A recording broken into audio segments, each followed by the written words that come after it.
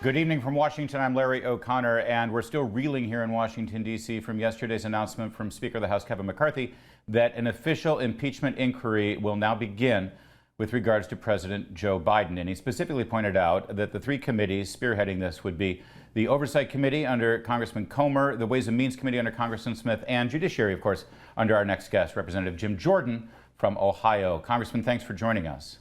Our pleasure. Good to be with you today. Well, I'd love to know, first of all, because whenever things like this start in Washington, a lot of people want to make sure that there's enough staff, there's enough budget, that you will have enough resources at your disposal and your fellow chairman to really do this the right way. Everyone I've talked to in the last 24 hours, Congressman Jordan, said this is good if they do it the right way.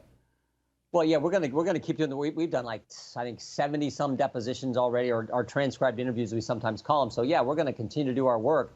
I think what yesterday meant was the urgency that is now on this, because the Speaker of the House, I mean, pretty important person in our government, second in line to the president, has said we are now in an impeachment inquiry and upping this, I guess, this area and this stage of our constitutional duty to do oversight. So, and I think it's been completely driven by the facts, by the evidence as they continue to pile up, and it's appropriate that we now go into this phase. Now, this would be the evidence that the Associated Press and cable news networks and some other journalists in town say you don't have. Many of your Democrat colleagues also say there isn't evidence to support an impeachment inquiry. How do you respond?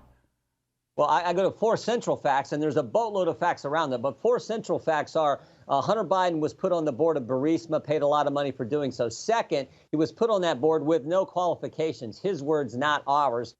Third, Burisma said, we need you to take some actions. We need you to get the pressure off of us.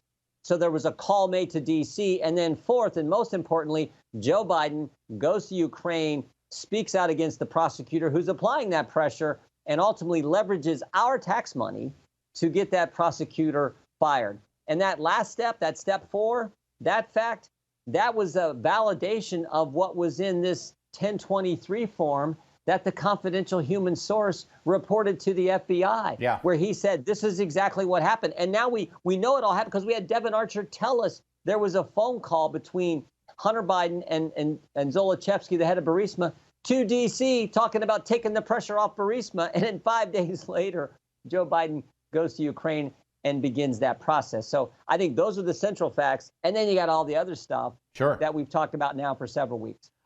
That's a lot of evidence. I think that counts, Congressman Jordan.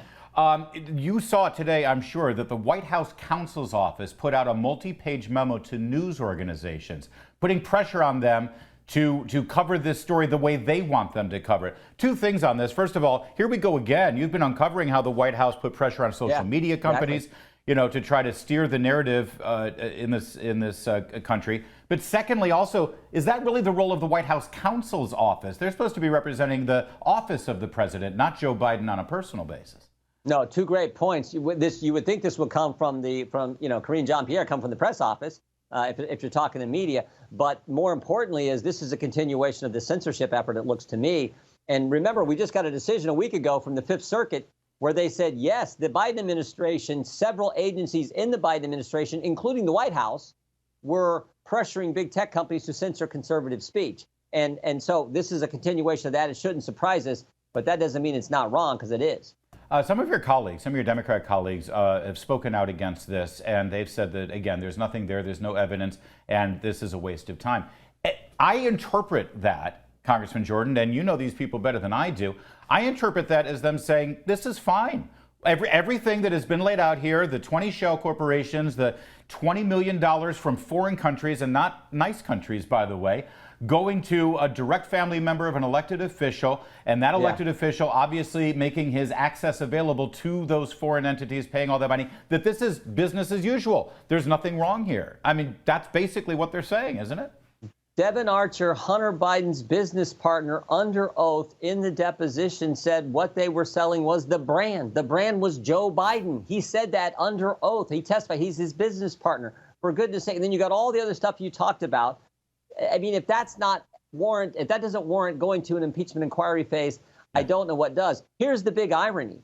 Those four central facts about Burisma, He's on the board. He's not qualified. He takes action. He persuades Joe Biden to take this action that he took that got the prosecutor fired who was applying the pressure. I mean, think about it. They used American tax dollars. He leveraged American tax dollars to get a certain policy outcome in Ukraine. That's what they tried to impeach President Trump on. No, actually, they didn't try it. They did, even though President Trump didn't do that. It's the exact same fact pattern that they tried to apply to President Trump, but he didn't do that. Yeah. And now this is what he did in Ukraine. I mean, I find that to be just like, I mean, unbelievable irony here. But this is how the Democrats operate. Skeptics here also are claiming that there's no direct link showing money going directly to Joe Biden, that he didn't directly profit. So I guess their defense now is, oh, sure, he allowed himself to be sold or access to him to be sold, but it only enriched his brother and his son and maybe other members of his family. Is that a defense? I think it's still wrong, isn't it, if everyone close to you gets rich instead of you? Well, if it's a defense, it's not a very good one. I mean, that's what looks like happened here, and that's why we are moved to this phase of our oversight duties. Yeah. And we're going to continue to call in witnesses and get access to documents to see what new evidence and what further happens. And we haven't even got into, I think, an important part of this. The Department of Justice, in the unorthodox way, I guess to use a kind word, a way they conducted the investigation, 4.5 years, all the things they did there, I think that's an important component of this overall inquiry as well. Yeah, and by the way, that brings in Merrick Garland. I understand he's actually going to have a date on Capitol Hill. I believe it's tomorrow. Sorry? Next week. It is next week. Wednesday. Thank you. He's put David Weiss now in charge of as a special counsel in this, but you just laid out his actions in trying to give Hunter Biden immunity through his office and sort of make this go away. Is he going to be part of this investigation as well in terms of his actions? Well, he's committed to come in front of our committee sometime later this month or early October. We'll see if he keeps that commitment. But we do want to talk to him. I mean, David Weiss is the guy who tipped off Hunter Biden's defense counsel when they were going to serve a search warrant.